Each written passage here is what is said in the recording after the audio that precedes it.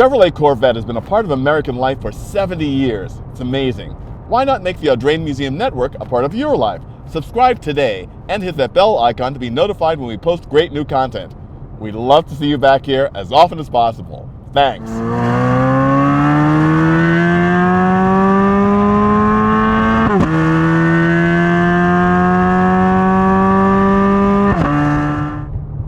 There are a couple of really great things about driving a Corvette. And it's, I guess, even more special driving this Corvette, a 2023 70th Anniversary Edition. Now, of course, everybody knows the Corvette received its biggest makeover, probably the second biggest in its history since the C1 first got a V8 engine. When finally we saw the mid-engine Corvette come to life. I remember as a boy seeing and dreaming about the great mid-engine Corvette concepts, and during the GM Design Exhibition that we held a few years ago at the Audrain Automobile Museum here in Newport, Rhode Island, we had the Aerovette. It was amazing seeing this wonderful icon of my childhood dreams sitting before me again.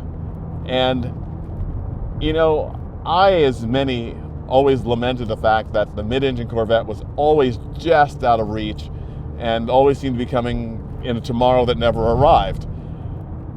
But what would have been like had the Aerovette or one of its successors gone into production?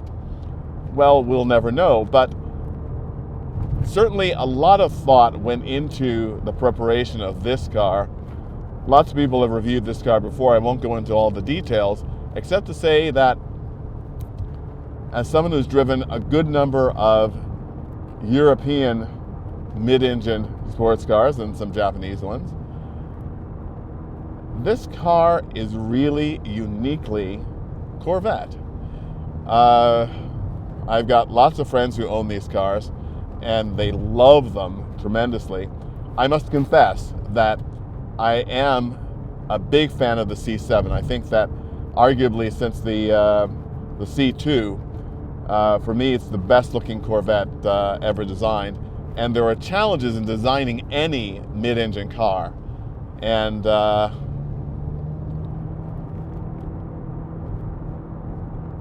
this is one that meets those challenges head on and unapologetically. Now, is it as pretty as the C7? No, I don't think so. But it is certainly striking and thoroughly a Corvette. You recognize this, it can be mistaken for no other car.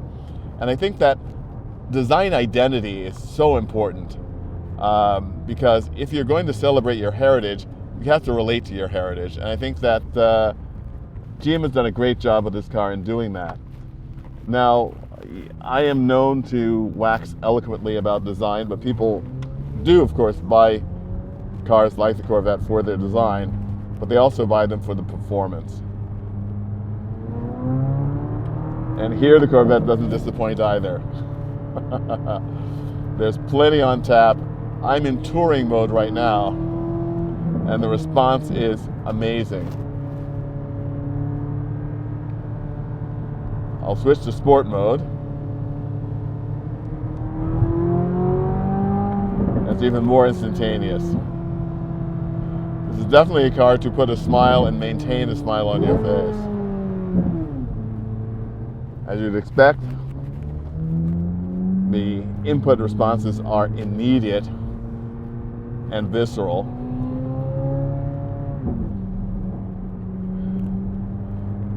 And you know, this is a small thing perhaps, but one thing which actually makes this car really interesting to drive and a pleasure to drive is the heads-up display. It's a terrific heads-up display. It's beautifully graphic.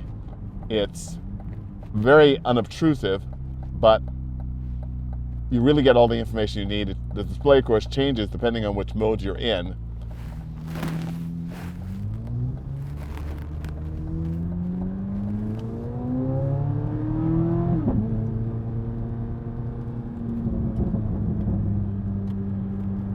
There's a great burble on the overrun. from this flat plane crank V8. And, you know, a lot was made about that as well. And I think for good reason.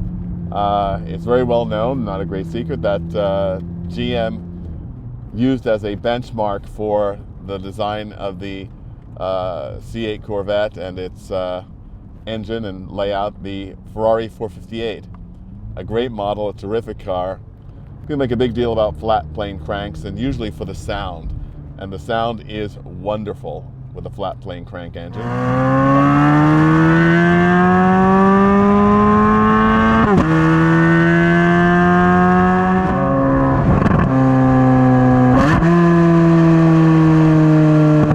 But the primary reason, of course, is the lightness of weight that it provides in the crank, and to allow the engine to rev more freely. That's really the benefit that people look for in a high-performance car.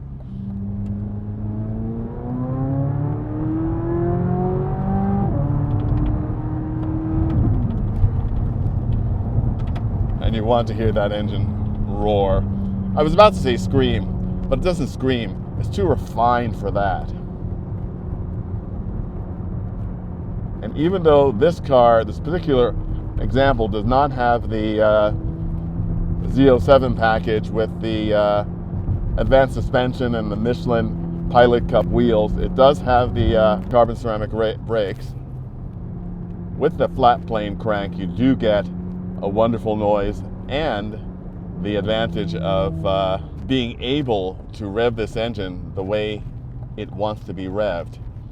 It's a thing that we're not really used to in American cars. We're thinking of really honking low-end torque and sort of a seamless, readily available power. And with this you get certainly that aspect as well. I think that, again, the engineers that designed this Corvette really built in the best of both worlds. That instant low-end, torquey response we expect of an American engine, plus the thrill and ability to rev high and free like we enjoy with the greatest of European cars. And although some of our more vocal viewers may comment on this, I have to say that, you know, it's not just about the performance figures that the engine puts out. It's not just about the sound it makes. It's also about the usability. And yeah, I may be a boring old fogey when it comes to the fact that I want to have a car that I can drive. What's the entire point of having a car that puts up great performance numbers and makes a wonderful sound, but you can't bear to sit in it for more than 2 minutes? Well, I understand also why all of my friends that have Corvettes love them for long distance trips. That's what I'm all about. These seats are so comfortable, and most importantly, they give a lot of support in the thighs. They've got nice long seat cushions, and again, it's something that the Chevrolet designers and the Corvette group understands their customer. Not just the fact that most of the customers are older, but the fact that these are people that like to use their cars, whether they're young or old, and I applaud them for that. There are a lot of manufacturers that make very highly regarded cars that are torture chambers, and this is not one of them. Now, a lot of them made about the value of a Corvette as well, and the Corvette offers tremendous value. This is not an inexpensive car, however. This one retails for well over $130,000 at MSRP, and that doesn't count any sort of premiums that you may encounter as well. But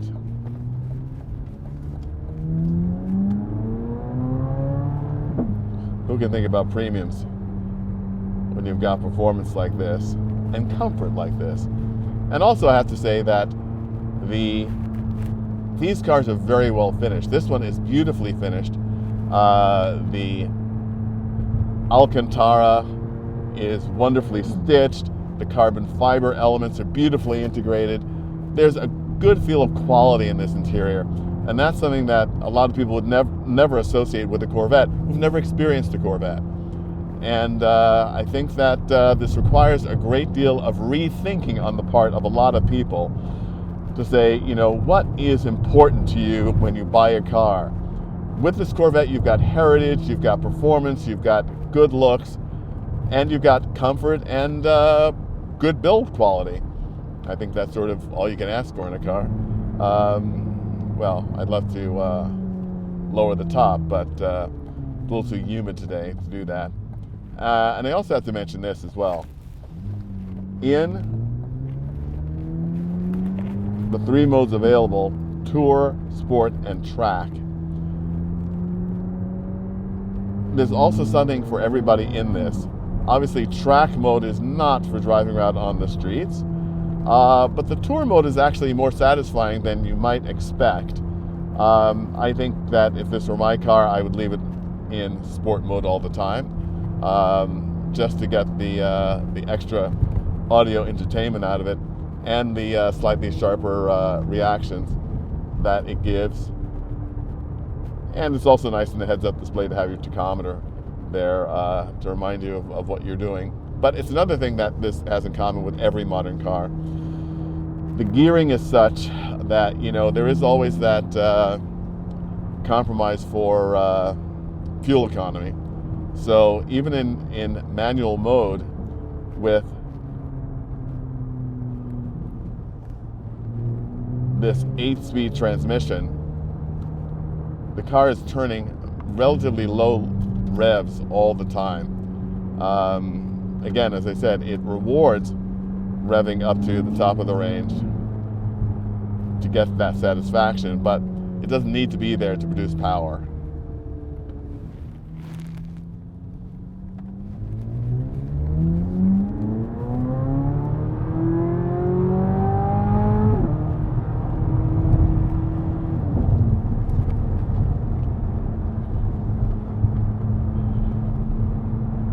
This car does provide a great thrill ride. It'd be great to have this on the track because you can tell this is a car that you can really steer on the throttle and really get what you need to get out of this car.